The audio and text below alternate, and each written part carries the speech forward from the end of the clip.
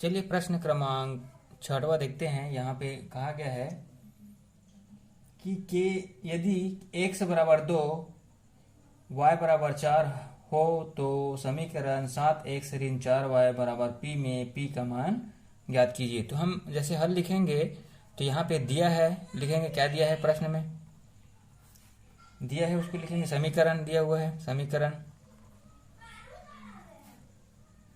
7x ऋण 4y बराबर p, और यहाँ पे दिया हुआ है, और क्या दिया है, x बराबर मान दिया हुआ है 2 और y बराबर मान दिया है 4। हमें याद करना है, लिख देना है, याद करना है। एकदम स्पष्ट आप बताते जाइए कि हमें क्या दिया हुआ है प्रश्न में और हमें हल क्या करना है। तो याद करना है, हमें p का मान हमें ज्ञात करना होगा। तो चलिए हम यहाँ पे मान रखते हैं समीकरण, इसको चलिए समीकरण 1 मान लेते हैं। समीकरण 1 में x बराबर 2 और y बराबर 4 रखने पर, चलिए रख देते हैं। तो 7x ऋण 4y बराबर p। अब मान रखते हैं, चलिए 7 गुना x का मान हमारे पास 2 है, ऋण 4 गुना y का मान हमारे पास 4 है, बराबर p। चलिए इसको हम हल करते हैं आगे। तो 7 दूनी 14 ऋण 4 चौक 16 हो जाएगा, बराबर p। तराजू को पलटा मैं पलटा रहा हूँ, अर्थात मैं लिखूंगा p बराबर 14 ऋण 16 लिख दिया, एक स्टेप आगे कर दिए। अब यहाँ पे हम 14 में 16 घटाएंगे तो क्या होगा, यहाँ पे ध्यान देना बच्चों की, यहाँ पे जो बड़ी संख्या के सामने में ऋण और छोटी संख्या के सामने में धन है, तो ऋण और धन का, ऋण मतलब घटाना, तो बड़ी संख्या में छोटे संख्या को घटाना है हमेशा। ठीक है, घटा दिए, 2 मिलेगा, और बड़ी संख्या के सामने में जो ऋण चिन्ह होता है उसको आपको उतार देना है। तो यहाँ पे मिल गया हमें ऋण 2, इसलिए हम कहेंगे p बराबर ऋण 2, ये हमारा आंसर हो जाएगा। तो चलिए हम नेक्स्ट पर देखते हैं। यहाँ पे कहा गया है k का मान ज्ञात कीजिए यदि एक सरल रेखा, यदि एक सरल रेखा 2x ऋण ky बराबर 9 बिंदु 1 ऋण 1 से गुजरती है। दिया हुआ एक सरल रेखा का समीकरण दिया है, 2x ऋण ky बराबर 9 और बिंदु दिया हुआ है 1 और ऋण 1। ध्यान देना बच्चों, यहाँ पे हम कक्षा 9वीं में पढ़े हैं, इसको हम कहते हैं निर्देशांक। जब निर्देशांक दिया है तो पहला मान x का मान होता है और दूसरा मान y का मान है। तो हम इसको ऐसे लिख सकते हैं, x बराबर 1 और y बराबर ऋण 1। मतलब जो हम प्रश्न क्रमांक 6 किए हैं उसी प्रकार प्रश्न क्रमांक 7 है। तो चलिए हम समीकरण में मान रखते हैं। समीकरण में मान रखें, इसको हम समीकरण 1 लिख देते हैं। समीकरण 1 में मान रखने पर लिख दीजिए, समीकरण 1 में मान रखने पर, चलिए रख देते हैं यहाँ पे। तो एक बार प्रश्न को लिखेंगे, 2x ऋण ky बराबर 9। अब यहाँ पे हम मान रखेंगे x बराबर 1 रखेंगे, मतलब 2 गुना 1 ऋण k गुना y का मान हमारे पास ऋण 1 है, ध्यान देना है यहाँ पे, बराबर 9। आगे हम हल करेंगे इसको, 2 एकम 2। अब देखिए यहाँ पे गुना का साइन है और 1 के सामने ऋण और k के सामने में ऋण, तो ऋण गुना ऋण का क्या हो जाएगा, धन हो जाएगा, और k एकम k हो जाएगा, बराबर 9। अब हम इसको पक्षांतर करेंगे, किसको, हमें k का मान चाहिए ना, धन k का, तो हमें इस संख्या को पक्षांतर करने पर लिखना है, पक्षांतरण से। तो क्या हो जाएगा, यहाँ पे k यहाँ पर रहेगा और 9 धन का उल्टा ऋण 2, यहाँ पे हम कह सकते हैं k बराबर 9 में 2 गया 7। अब इसलिए हम कहेंगे k का मान हमारे पास 7 हो जाएगा। इस प्रकार हम प्रश्न को हल करेंगे। अगर हमारा सारे वीडियो का प्लेलिस्ट पाना चाह रहे हैं तो आपको आई कार्ड में मिल जाएगा, यहाँ पे आई कार्ड में आ रहा होगा, आई कार्ड में आपको मिल जाएगा और इंड स्क्रीन में भी वह मिल जाएगा। चलिए लास्ट 8वां देखते हैं, जिसमें कहा गया है, इसमें जांचना है, जांचिए कि निम्नलिखित समीकरण निकाय अद्वितीय हल रखता है या कोई हल नहीं रखता अथवा अनंतः अनेकों हल रखता है। यदि अद्वितीय हल रखता है तो चरों के मान ज्ञात करना है, मतलब x और y के मान ज्ञात करना है। 2 समीकरण दिया हुआ है, तो चलिए हम लिखते हैं हल।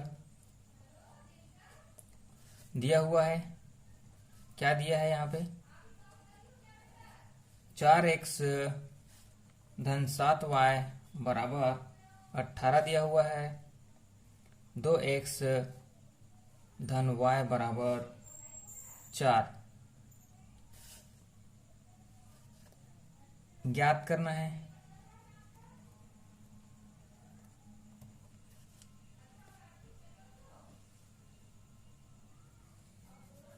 ज्ञात हमें करना है, हमें तीनों प्रतिबंध शर्त को अपनाना है। तीनों प्रतिबंध अनंतः, अनंततः, अनेकों हल, हल, कोई हल नहीं,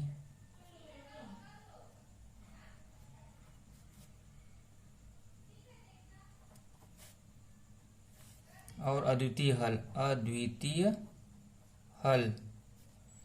ये तीनों प्रतिबंध में आपको क्रमशः जाते जाना है। और हमारा पहला प्रतिबंध क्या आता है? अद्वितीय हल। अद्वितीय हल होगा तो मतलब x और y के मान प्राप्त होंगे।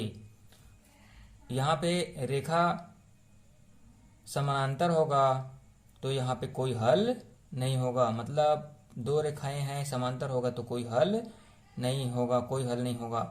और अनंतः अनेकों हल होगा तो रेखाएं एक दूसरे के ऊपर संपाती होंगे, तभी वह अनंततः अनेकों हल होंगे। तो हमारा इसका वीडियो, फार्मूले का वीडियो नहीं देखे हैं तो इसका आई कार्ड में और आपको एंड स्क्रीन में मिल जाएगा। तीनों प्रतिबंध आपको याद होना चाहिए कंठस्थ।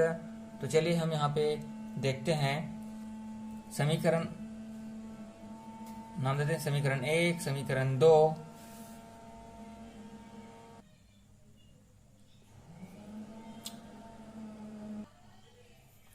तो यहाँ पे हमें समीकरण निकाय a1x plus b1y is equal to c1, दूसरा समीकरण निकाय a2x plus b2y is equal to c2 से क्रमशः 1 और 2 को तुलना करेंगे।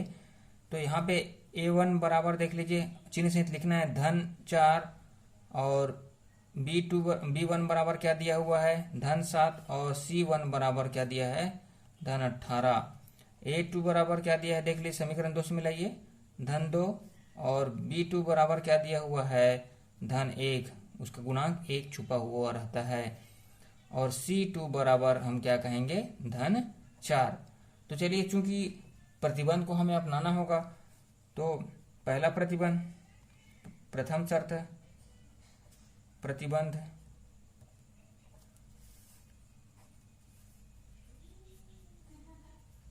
अद्वितीय हल होने का पहला, अगर यह पहला वाला लागू हो जाता है तो हमें दूसरे में नहीं जाना होगा और यहीं इसी को हल करना होगा। अद्वितीय हल होने का प्रतिबंध, यह शर्त कह सकते हैं a1 upon a2 is not equal to b1 upon b2 नहीं होना चाहिए। दोनों मान को रखें और दोनों बराबर नहीं होगा तब हम आगे नहीं जा पाएंगे। ठीक है, हमें यहीं पे x और y का मान निकालना होगा। तो चलिए हम मान रख देते हैं यहाँ पे।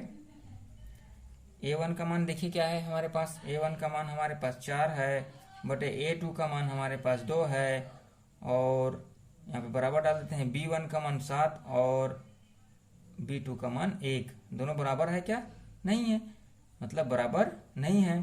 तो अद्वितीय हल होगा तब x और y का मान ज्ञात करना है। इसको ध्यान देना है, इसके x और y का मान ज्ञात होना है। अगर ये दोनों बराबर हो जाता तब हम प्रतिबंध 2 लगाते। तो चलिए हम x और y का मान निकालते हैं। समीकरण 1 एवं 2 से अब यहाँ पे आपको x और y का मान निकालना होगा।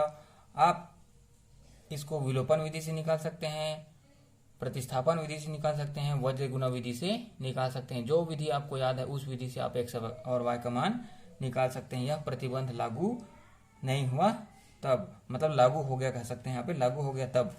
तो यहाँ पे हम देखिए, इसको हम विलोपन विधि से चलिए हल करते हैं। तो विलोपन विधि से आपको पता है कि जिस चर को मुझे विलोपित करना है, मान लो जाए y को विलोपित करना है, y को जब विलोपित करना है तो इसके गुणांक को मुझे समान करना होता है। तो यहाँ पे हम लिख सकते हैं, यहाँ पे समीकरण 1 एवं 2 ही है। ठीक है, तो समीकरण इसके गुणांक को समान करने के लिए क्या करना होगा, यहाँ पे 7 है तो समीकरण 1 में y का मान 7 है, समीकरण 2 में भी 7 होना चाहिए। तो क्या करना होगा, समीकरण 2 में तुम बताइए, समीकरण 2 में किसका गुणा करें कि दोनों गुणांक बराबर हो जाए। तो समीकरण 2 में 7 का गुणा करने पर गुणा से, तो चलिए 7 का गुणा कर देते हैं। तो 2 गुना 2x धन y बराबर 4। अब इसको हम गुणा करेंगे, चलिए 2 दूनी 4x धन 2 एकम 2y बराबर, सॉरी यहाँ पे मिस्टेक हो रहा है, यहाँ पे ध्यान दीजिए, हम 7 का गुणा करना है, 2 क्यों लिखे हैं, 7 का गुणा करना है। तो 7 दूनी 14 और 7 एकम 7y बराबर हो जाएगा ये 7 चौक 28 हो जाएगा यहाँ पे, क्योंकि हमें समीकरण में पूरे में गुणा करना होगा। तो समीकरण इसको हम 3 मानेंगे, 3। अब हमें ध्यान देना है, 2 समीकरण बदल कर 3 हो गया है। अब दोनों का गुणांक देखिए बराबर हो गया है, तो यहाँ पे हमें अब दोनों का चिन्ह देखना है, धन और धन। तो हमें कौन समीकरण बड़ा दिख रहा है, ये वाला बड़ा दिख रहा है। तो यहाँ पे समीकरण 3 में समीकरण 1 को घटा देना होगा। तो चलिए लिख देते हैं, समीकरण 3 में समीकरण 1 को घटाने पर, तो चलिए घटा दिए।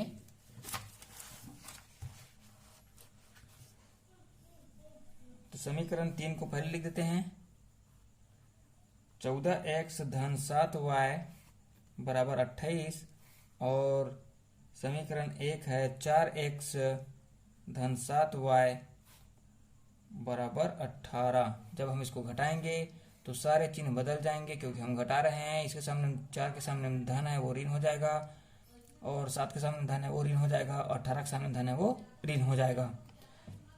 तो यहाँ पे देखिए 14x में 4x घटाएंगे तो 10x हो जाएगा। अब इसको हम 7x में 7x को घटाएंगे तो कट जाएगा। अब 28 में 18 घटाएंगे तो आपको पता है कितना होगा, ये 10 आ जाएगा, है ना, 10 आ गया ये। अब यहाँ पे हम x का मान निकालना है, तो इसके गुणांक को पक्षांतरण करें पर पक्षांतरण से, तो x बराबर 10/10, गुना का उल्टा भाग हो जाएगा। तो यहाँ पे भाग देंगे, x बराबर 1, 10 एकम 10 और 10 एकम 10, x का मान 1 आ गया है। अब उसी प्रकार हम इस मान को देखिए, इस मान को हम 1, 2, 3 समीकरण यहाँ पे देखो लिखे हैं, जो सरल लग रहा है, जो छोटा लग रहा है, उसमें मान को रख देते हैं, इस x के मान को।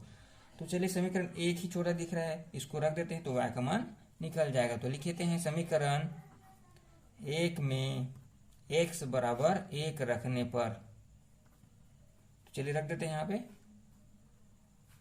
4 गुना 1 धन 7y बराबर 18। चलिए इसको हल करते हैं, 4 एकम 4 धन 7y बराबर 18।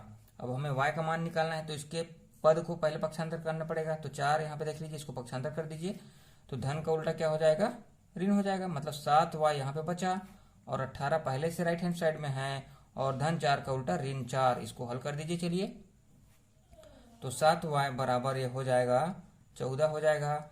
और हमें y का मान ज्ञात करना है, ना कि 7y का। तो ये गुणांक है, इसको पक्षांतर करेंगे तो इसका होगा गुणा उल्टा क्या होगा, भाग हो जाएगा। चलिए पक्षांतर कर देते हैं, तो y बराबर 14/7, 7 एकम 7, 7 दूनी 14, इसलिए y बराबर हो जाएगा 2। अब हम कह सकते हैं कि इसलिए x बराबर 1 और y बराबर 2, ये हमारा आंसर होगा। ठीक है, इस प्रकार के हम इसको हल कर सकते हैं। अगला वीडियो प्राप्त करने के लिए हमारे चैनल को सब्सक्राइब कर बेल आइकन को ऑल प्रेस करें। इसके बाद हम आगे प्रश्नावली में बढ़ेंगे। जय